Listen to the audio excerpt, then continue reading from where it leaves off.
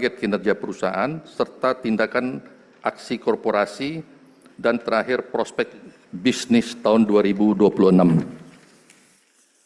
Sebagai gambaran umum dan tata kelola perusahaan, tahun berdiri perusahaannya PT Mitrapek Terbuka tahun 2000, listing di Bursa Efek Indonesia tanggal 6 Maret 2023.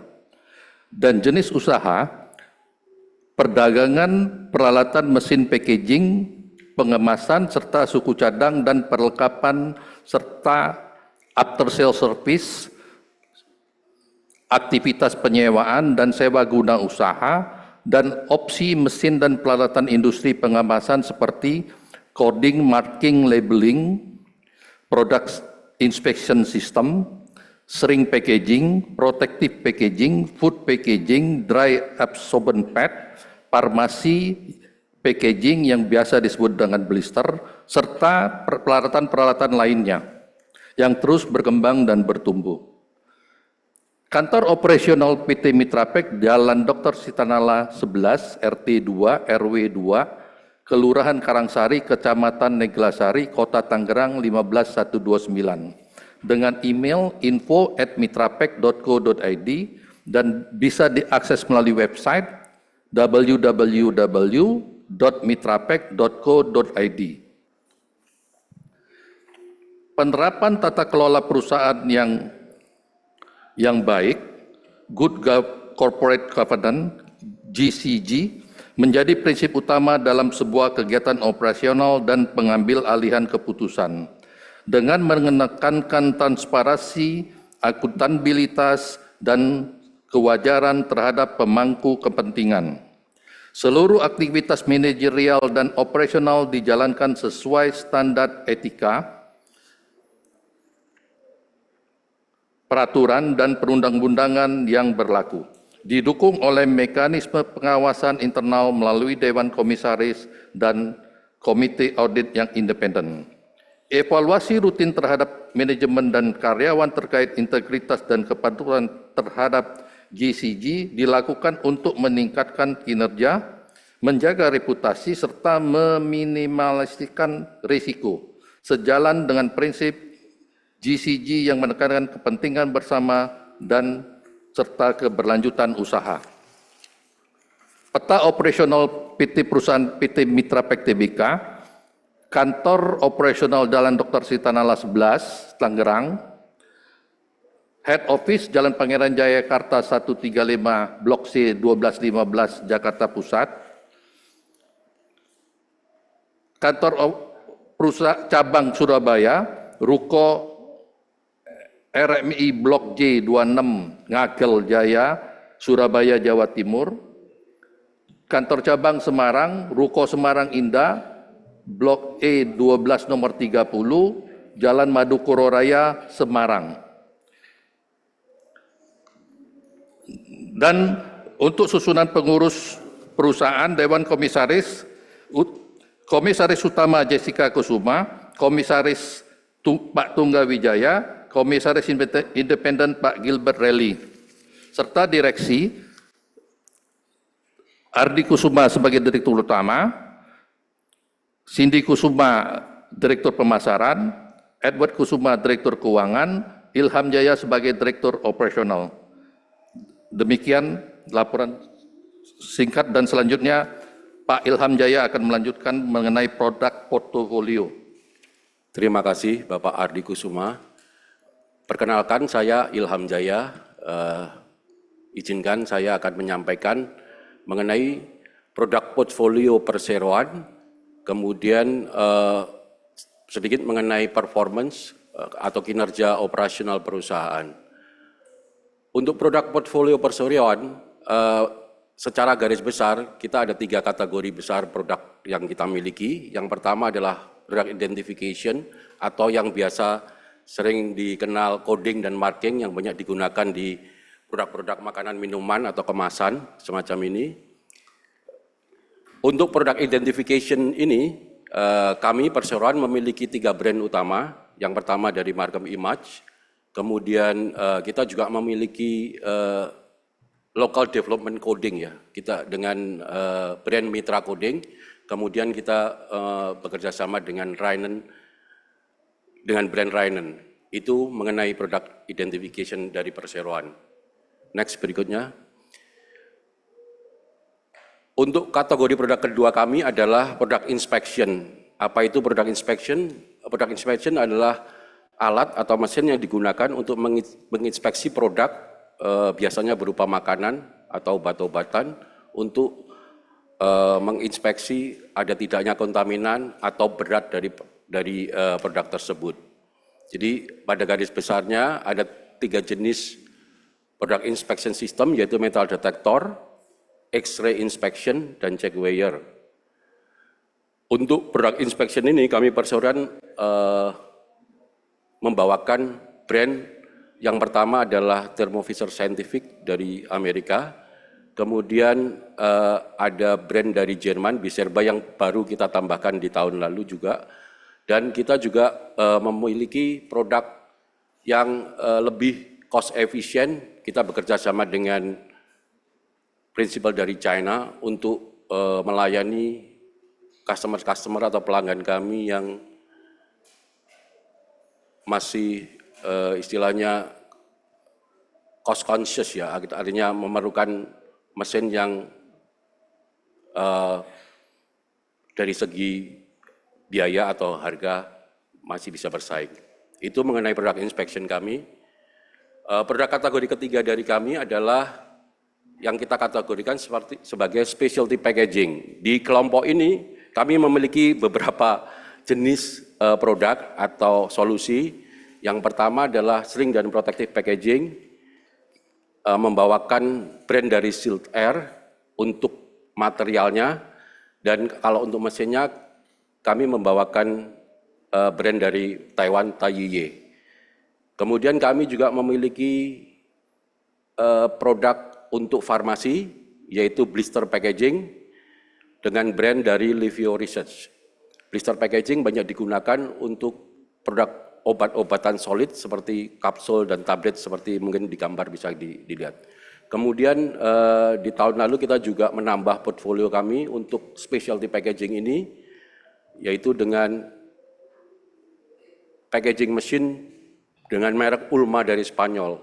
Ulma merupakan salah satu manufacturer machinery packaging yang cukup ternama di Eropa, memiliki banyak range of product, mulai dari vertikal, horizontal, thermoforming, tray sealing, dan seterusnya. Bahkan bisa untuk complete line solution. Next. Sementara pendekatan kami memberikan layanan baik prajual maupun purna jual kepada para pelanggan kami, mulai dari konsultasi, dari mulai awal sales proses, kemudian jika customer membeli mesin atau peralatan kami bisa melakukan instalasi dan commissioning, kemudian memberikan pelayanan purna jual setelah mesin terpasang, jika ada kerusakan, atau bahkan jika memerlukan pelayanan seperti tadi disinggung sepintas di awal pemaparan, kita juga memberikan pelayanan sewa, rental mesin di customer-customer kami. Next. Sementara itu dari sisi CSR atau Corporate Social Responsibility, tahun lalu kami memberikan bantuan kepada korban bencana alam di Desa Parigi Mekar, Kecamatan Ciseeng, Bogor. Next. Selanjutnya sedikit mengenai kinerja di tahun 2025 lalu. Untuk penjualan secara konsolidasian, puji syukur kami masih bisa mendapatkan pertumbuhan sekitar 8% di tahun 2025 kemarin. Untuk nanti selanjutnya mengenai kinerja keuangan dan seterusnya akan disampaikan oleh Pak Edward. Sementara dari sisi product inspection, kami tahun lalu juga menambah product inspection seperti yang tadi sudah disinggung dengan brand dari Jerman dan juga brand dari Cina. Untuk product identification, kami melihat ada tren kecenderungan untuk di customer kami memerlukan solusi otomatisasi dan integrasi. Dan kami tahun lalu berhasil untuk memberikan solusi itu kepada beberapa customer kami, sebagai contoh di Chandra Asri Petrochemical dan di Nutrisia atau di Danone Indonesia. Kemudian di sektor specialty packaging, seperti juga yang tadi saya sudah sampaikan, kita menambah produk portfolio dengan beberapa proyek yang sedang berjalan di tahun kemarin dan berlanjut di tahun ini. Itu sekilas mengenai kinerja operasional perseroan PT-MP. Berikutnya untuk mengenai pembahasan laporan keuangan dan berikutnya saya sampaikan ke Pak Edward.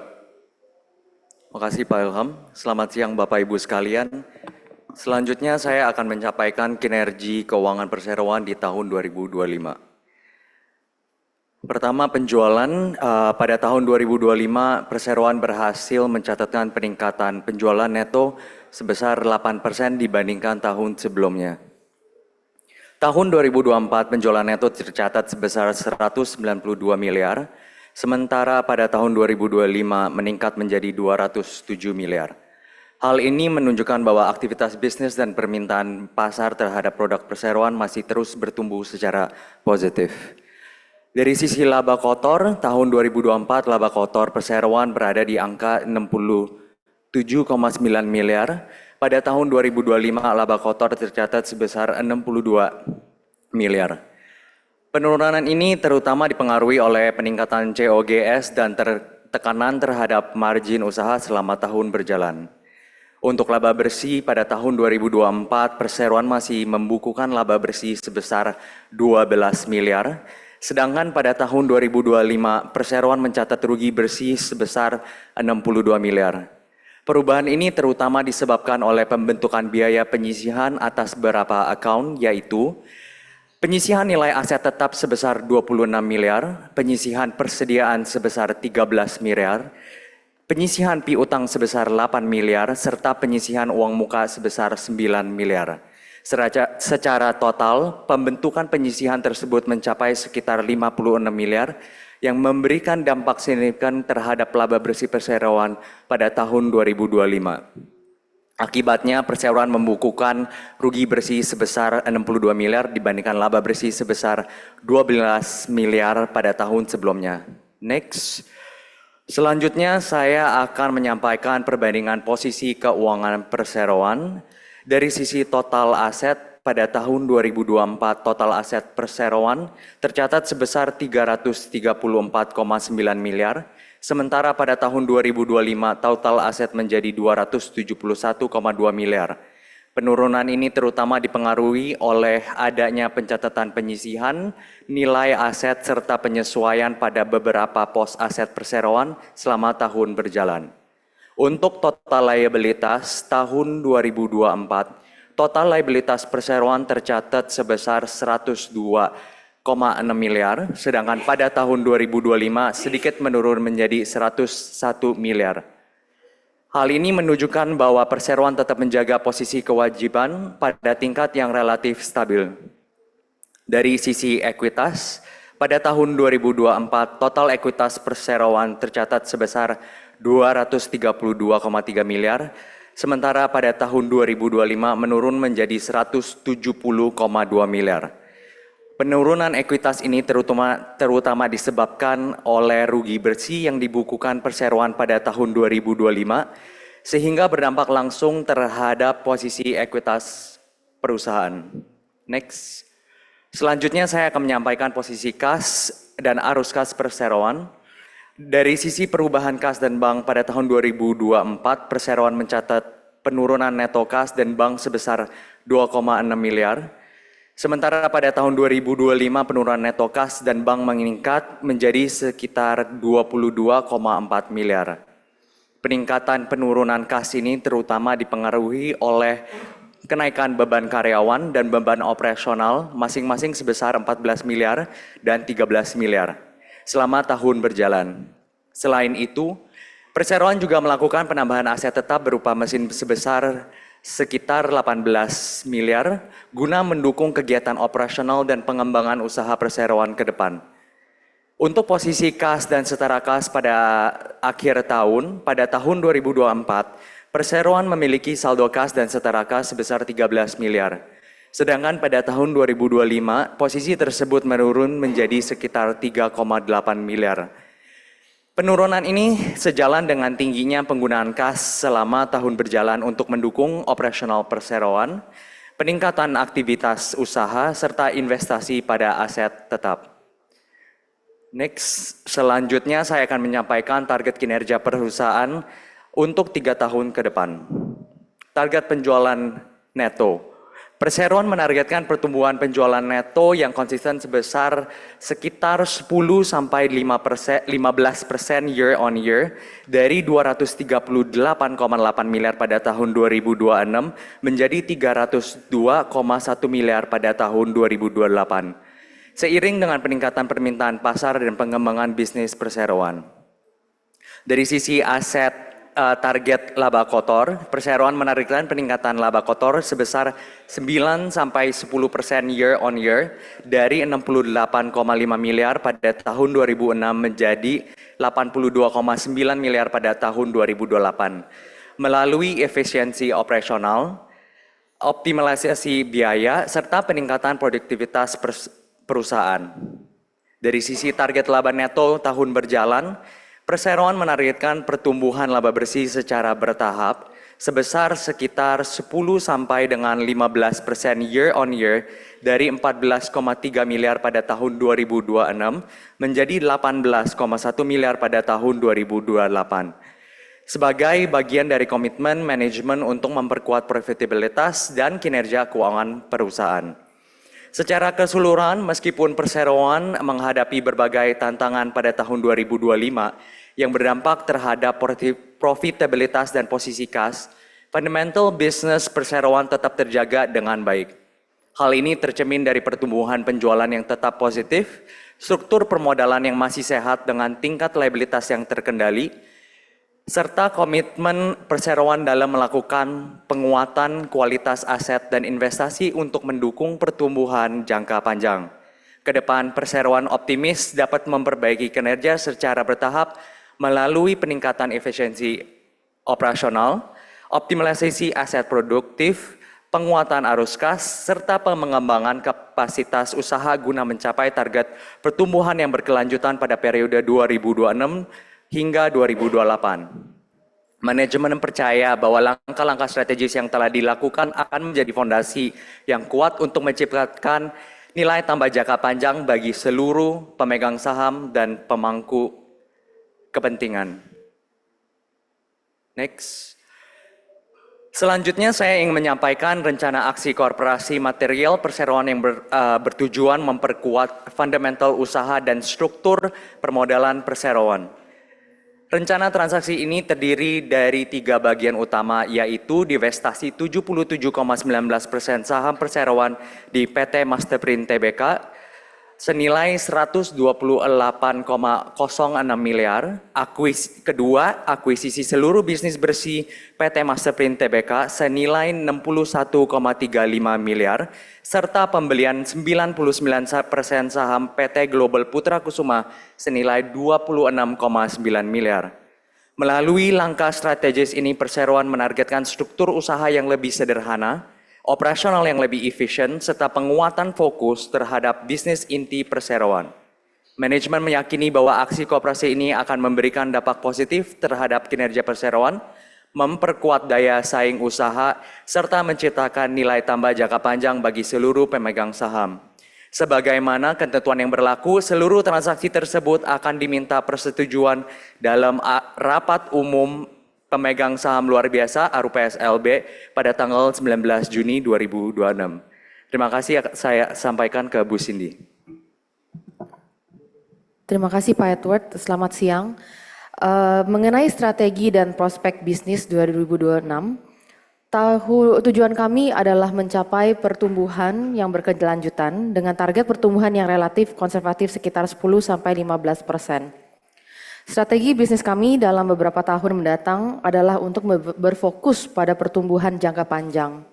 Kami tidak hanya berencana memperluas portofolio produk untuk diimport Akan tetapi juga mengeksplorasi peluang untuk ekspor produk mesin lokal kami, Mitra Coding, ke pasar internasional.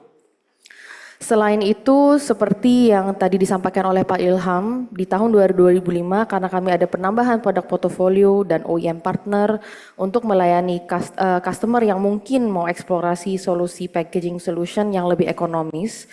Tahun ini kami juga akan menambahkan lagi lini produk habis pakai consumable di bidang medis. Kami percaya langkah ini akan membantu memperluaskan lagi jangkauan pasar dan memperkuat posisi kami dalam melayani industri medis di mana kami lihat ada potensi growth yang sangat tinggi. Kami juga sedang mencari kerjasama dengan mitra distribusi yang lebih terpercaya di berbagai kota lain guna memperluas jangkauan pasar untuk produk-produk kami saat ini. Terima kasih. Baik, terima kasih untuk para jajaran direksi yang telah memaparkan dan juga menggambarkan bagaimana kinerja perseroan selama tahun 2025 dan apa yang menjadi planning atau rencana dari perseroan sendiri ke depannya. Dan hadirin sekalian, rekan-rekan media, tentunya saatnya kami akan membuka sesi tanya jawab dan kami ingin memberikan kesempatan seperti yang telah kami informasikan di awal adalah 2 pertanyaan untuk para penanya hari ini. Mohon izin untuk jajaran direksi kita sudah memiliki 2 pertanyaan yang masuk. Yang pertama adalah pertanyaan dari Bapak Nathan. Izin bertanya, apa strategi utama dari direksi adalah mengembangkan bisnis perseroan pada tahun ini? Silakan untuk mohon dibantu dijawab. Terima kasih Pak Nathan. Strategi utama kami adalah menjaga stabilitas ya untuk pertumbuhan kami di jangka panjang. Namun untuk tahun ini strategi kami adalah menambah lagi mitra resmi guna memperluas untuk cakupan penjualan kami. Selain itu kami juga fokus untuk peningkatan efisiensi operasional terutama di tengah persaingan yang semakin ketat. Strategi lainnya dalam menghadapi fluktuasi mata uang adalah dengan bekerja sama secara lebih erat lagi dengan pelanggan kami melalui kontrak atau blanket PO purchase order di muka. Dengan cara ini kami dapat menciptakan solusi ya untuk saling menguntungkan dan untuk membantu mengurangi dampak fluktuasi tersebut. Dan seperti tadi yang kami sampaikan mungkin di presentasi juga untuk strategi kami penambahan lini produk untuk penambahan itu akan kita lihat ada potensi growth yang tinggi ke depannya. Terima kasih. Baik, tentunya sebuah optimisme yang diberikan oleh para jajaran direksi ini akan menjadi sebuah peluang yang baik dan semangat baru untuk terus bisa menjawab tantangan-tantangan yang ada di tantangan global ekonomi saat ini. Berikutnya kita akan membaca untuk pertanyaan kedua Bapak Ibu. Kali ini kita punya pertanyaan dari Santi, seorang analis. Pertanyaannya adalah bagaimana perseroan melihat prospek industri kemasan sendiri pada tahun 2026 ini. Mohon untuk boleh dibantu dijawab. Terima kasih atas pertanyaannya. Izinkan saya untuk menjawab mewakili perseroan. Menurut pandangan kami, industri kemasan kami optimis masih terus berprospek dengan baik dan masih terus bertumbuh meskipun banyak tantangan terutama ya, kondisi ekonomi Indonesia dan dunia yang belum stabil, nilai tukar mata uang rupiah terhadap mata uang asing itu tantangan tersendiri. Tapi kami melihat dari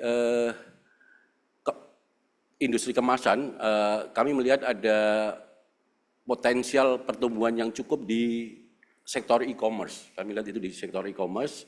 Oleh karenanya kami juga menambah produk yang kami salurkan lewat e-commerce. Selain itu dengan meningkatnya pertumbuhan e-commerce di Indonesia, kami melihat peluang untuk kebutuhan-kebutuhan material yang kemasan untuk e-commerce tersebut. Itu dari sisi e-commerce. Kemudian kami juga melihat tren yang bagus di industri atau manufacturing food and beverage yang makin concern terhadap food safety, itu memberikan peluang yang cukup bagus buat produk portfolio produk inspection kami. Mungkin itu yang bisa kami jawab. Baik, terima kasih Pak Ilham sudah mewakili jawaban dari seluruh jajaran direksi pada hari ini untuk pertanyaan kedua kita. Dan juga rekan-rekan media, Bapak Ibu, para analis dan hadirin sekalian, karena keterbatasan waktu yang dapat kami hadirkan, kami meminta maaf bahwa hanya 2 pertanyaan yang dapat kami hadirkan secara live. Namun Bapak dan Ibu sekalian, untuk seluruh pertanyaan yang sudah masuk dan belum dapat terjawab, akan kami jawab melalui email Corporate Sekretari Perseroan yang akan dikirimkan kepada Anda. Kami ucapkan terima kasih untuk kesediaan Bapak dan Ibu sekalian yang sudah bersumbangsi dan berpartisipasi dalam acara public expose ini. Boleh kita berikan tepuk tangan sekali lagi untuk kinerja perseroan dan dapat kita simpulkan bagaimana perseroan dari PT Mitra Pack Tbk hari ini terus optimis untuk bisa melihat peluang yang ada dari tantangan yang sedang terjadi, dan kita percaya walaupun dalam saat ini banyak tantangan mengenai ekonomi secara global dan juga lokal, tapi selalu ada inovasi yang akan diberikan oleh perseroan. Kami ucapkan terima kasih atas dukungan yang luar biasa dari Anda semua, dan atas nama perseroan saya Jessica William mohon izin untuk pamit undur diri dan juga mohon izin untuk menutup sekali lagi untuk acara Public Expo hari ini. Boleh kita berikan tepuk tangan sekali lagi untuk perseroan yang begitu luar biasa. Selamat hari Jumat. Wassalamualaikum warahmatullahi wabarakatuh.